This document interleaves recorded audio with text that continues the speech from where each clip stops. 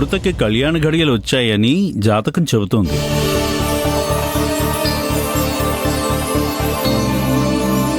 ఇప్పుడు గనక మీరు పెళ్లి ప్రయత్నాలు మొదలు పెడితే దానికి తగ్గట్టుగా అన్ని గ్రహాలు మీకు అనుకూలిస్తాయి.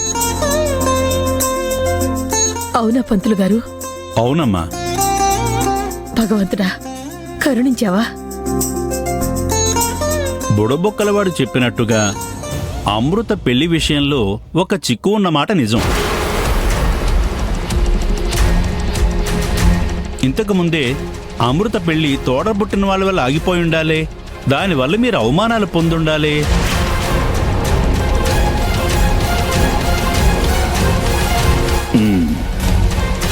మళ్ళీ అటువంటి ఆటంకం ఎదురయ్యే అవకాశం ఉంది. 48 రోజుల్లోగా మీరు పెళ్లి చెయ్యకపోతే ఆ తర్వాత నా నోటితో నేను చెప్పలేను. కష్టమే.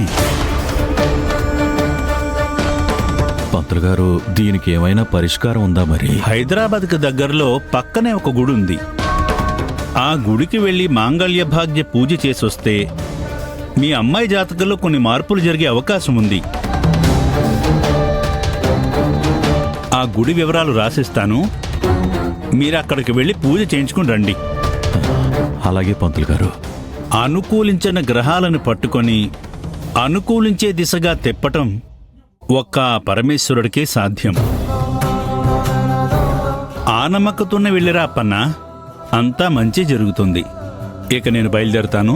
ఒక్క నిమిషం పంతులు గారు. అమ్మా అమృత, తాంబూల పళ్ళని తీసుకురామ్మా. దిగులు పడకండి, అన్నిటికీ ఆ దేవుడే ఉన్నాడు. తప్పనిసరిగా ఆ భగవంతుడు మీకు మేలే చేస్తాడు. అలాగే పంతులు గారు. అమ్మా అమృత, కళ్యాణమస్తు తల్లి. వస్తానండి. మంచిదండి.